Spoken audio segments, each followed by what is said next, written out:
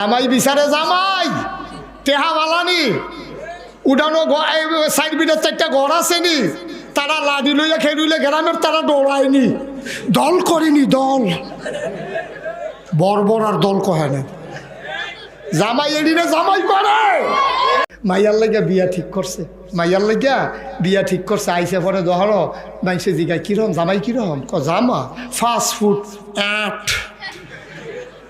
অল্প কুতুরের লাগে 6 ফুট হয় না, আর্মিতে গেছে পরে টান দিয়া লই গেছে গা এইরকম জামাই ডাক। গায়ের রং কয় ফর্সা, চেহারা অন্যরকম, ফলার জামাইয়ের বর্ণনা দিতেছে, কয় জামাই মার্শাল্লাহ লম্বা চূড়া, চেহারাও মার্শাল্লাহ ফকুকে ফুনফুন না, সব গুল দিয়ে মার্শাল্লাহ বালা। সাইড বিরাট 4টা ফাঁকা ঘর, তারা 4 ভাই 4 জন বিদেশ থেকে জামাই বিয়ার লাগিয়ে আইসে, না হইলে আইল না হইলে এমনি যে বুঝাইতে আছে সকলরে কইতে আছে। লগের একবারাই জিগায় নামাজ পড়েনি, কইটা তুই জিগাইছি না কি গজবে ধরছে। এই মুরব্বীরারে জিগাইও এবারেও বিয়া করতে গেছে পরে গেছে তো না সাইটো আইসে পরে জিগাইও মুরব্বীরাইয়া জিগাইছে জামাই এই ফজরের নামাজ কয় রাকাত জিগাইছে না ও আগে তারারে। আর অহন দইতা নাই, অহন কামাই বালানি, বিদেশ কয়টা বেতন পায়, কয় বছর থাকতে পারবো, তো গরুর মতো তা জানি বড়া কয় না। জামাই বিচারে জামাই টেহা বালানি উডানো সাইড বিটের 4টা ঘর আসেনি, তারা লাডি লইয়া খেলুইলে গ্রামের তারা দৌড়ায়নি, দল করেনি, দল বর্বর আর দল কহে না। জামাই এডিনে জামাই করে, জামাই হইল 5 ওয়াক্ত নামাজ পড়ে, ঠিক কিনা কও? মুরব্বীরা দেখলে সে আরো বয় না, ঠিক কিনা কও? তে একটা রোজাও ভাঙ্গে না, ঠিক কিনা কও? তে স্কুলে পড়ে কেমতি কোরআন শরীফ শুদ্ধ করে পড়তে পারে, ঠিক কিনা কও? এদিকে কয় জামাই, আর আমরা তারা কয় মোড়া লম্বা ফুনফুন্যা 4 বিটের 4 ঘর বিদেশ থাকে, তার বাহে অহন খালি বইয়া বইয়া খায়, তার বাহেও সরকারি চাকরি করতো, তার বাহে অহন কোনো কাম করে না। তারে গিয়ে তার বাহিরে জিজ্ঞাসা ভাই সাহেব কেমনে খান, কই যে পেনশনের টেহারি লাইরা সেইটা খায়, পেনশনেতে 20 লাখ টাকা পাইছে, এটি লারে লারা তো বুঝছেন না, আইস দিয়া লাইছে সুদে লাগা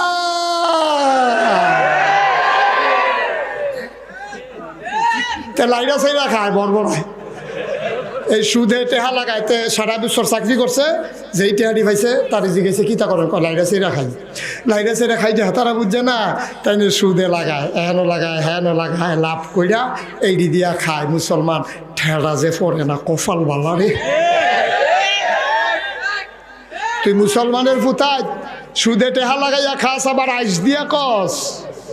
সেদিন আমি এক জানাজাত গেছি, দেখি কলামুডার সিফাত লাগিয়া লাইছে, আমি হ্যাঁ ন কি তো কয় 3 সপ্তাহ ধরে দেয় না, 3 সপ্তাহ ধরে বিনা লাভ দেয় না, লাগিয়া লাইছে জানাজাত গিয়া। এবার তোমরা একটা উচিত কথা কই কই এলে তেমনি কষ্ট হইতে আছে, একটা উচিত কথা হলো, শুয়োরের গুস্ত খাওয়ান হালাল না হারাম? বুঝা কইল হালাল না হারাম?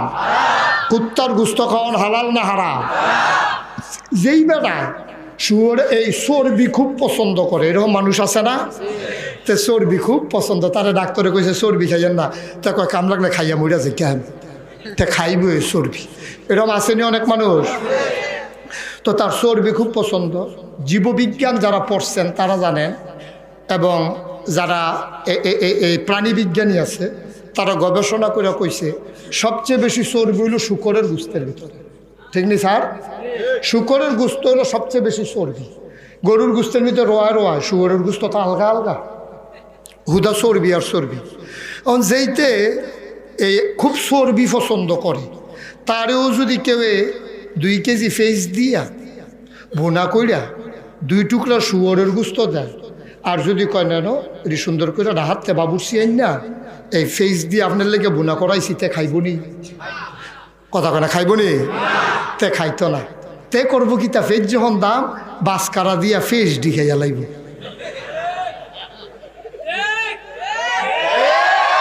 তে গুস্তটির ভিতরে ফিরেও চাইতো না, ঠিক কিনা কও? এই চর্বিডি এই গুস্তটির জায়গায় গুস্ত ফেরে থাকবো, চর্বিডি খাই ইয়ারি ফেস ডিখাইয়া লাইব। তে যদি ভুলে চুলে কোনোদিন শুয়োরের গুস্ত খাইয়া ওলায়, কেউ যদি তারে ফরে কয় ওই তুই যে গুস্ত খাইছ এটা শুয়োরের গুস্ত আসিল, তাই দেখবেন গলাত আঙ্গুল দিয়ে হইলেও বমি করতে চাইব, ঠিক নেই? ভাই সাহেব, এই শুয়োরের গুস্ত কি হারাম করছে নাগাই শরীফ হিসাবে না আল্লাহ? কুত্তার গুস্ত হারাম করছে নাগাই শরীফ হিসাবে না আল্লাহ? তাইলে শুয়োরের গুস্ত যেই রকম হারাম, কুত্তার গুস্ত যেই রকম হারাম, সুদ খাওয়া তার চাইতে আরো বেশি হারাম, ঠিক কিনা? খাও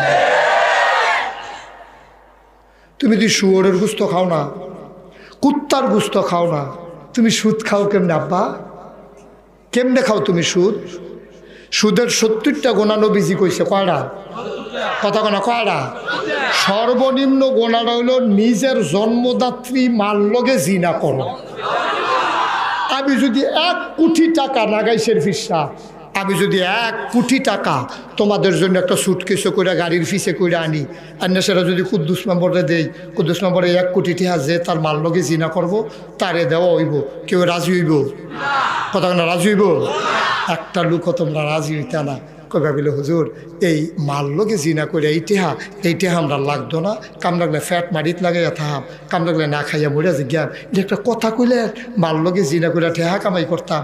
ভাইও এটা তো 70 নাম্বারটা না, 69টা, 68টা, 67টা, 66 নাম্বারটা, এমনি 1 নাম্বার আইতে আল্লাহর নবী কয় যেই বেলায় সুদ খায় তার 1 নাম্বার গোনা রইল স্বয়ং আল্লাহর লগে যুদ্ধ ঘোষণা করা।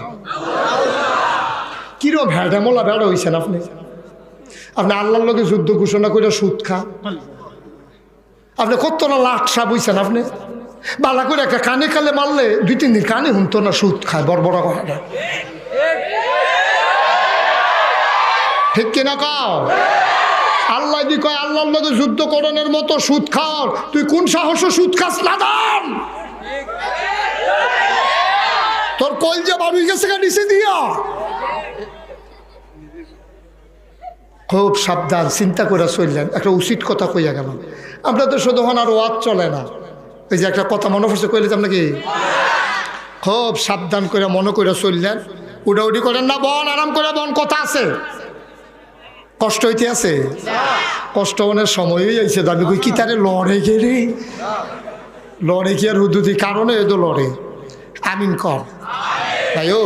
একটা কথা কই, ইমান কারে কয় শুনো, আল্লাহর ভয় কারে কয়, এইটা হইনা বাজ্যাইও গা, কামো লাগাইও লাভ হইব, কইলে তা আল্লাহর নবী মক্কায় তিনি থাকতে পারলেন না। মক্কায় তার বাপের বাড়ি, মক্কায় নবীর নিজের বাড়ি। উঠতেছেন কেন? মক্কায় নবীর নিজের শ্বশুর বাড়ি, ঠিক কিনা খাও? আম্মাজান খাদিজার বাড়িও মক্কায়, নবীজির বাড়িও মক্কায়, নবীর দাদার বাড়ি মক্কায়। এই মক্কায় নবীজি থাকতে পারলেন না, মাত্র 13 বছর রইলেন। কয় বছর?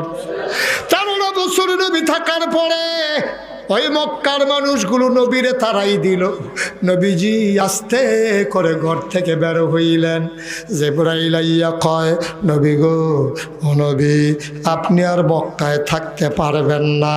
আল্লাহর হুকুম হইল, মক্কার কাফেরেরা সব মিটিং কইরা সিদ্ধান্ত নিয়ে ফেলেছে আপনারে তারা নাকি মেরে ফেলবে। বলো নাউজুবিল্লাহ।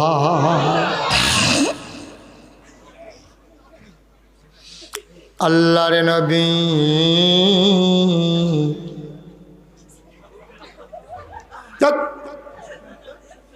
বারবার বলে উঠেন না, কি করবেন? উঠটা আগে জেগেবেন ভাই, দেখছি দৈরহ তাড়াহুড়ো করে হয় না।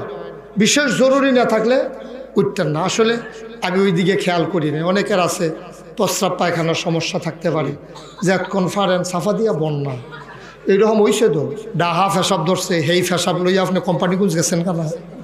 কই ডাহা কই কোম্পানিগঞ্জ বা চোখে রইছে না, আপনি আর ফেসাব করতেন পারছেন না। এইরকম 1-2 দিন হয়েছে না, আমার জীবনে ওইরকম হয়েছে। কত কইছি ও কইরা দেন, কইলাম কই হুজুর লাভ হইতো না, খেয়ে হইতো না। এটা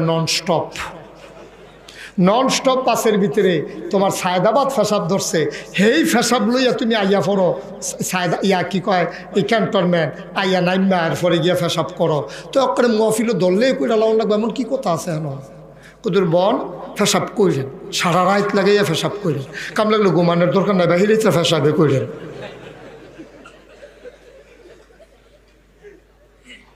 আমিন কর।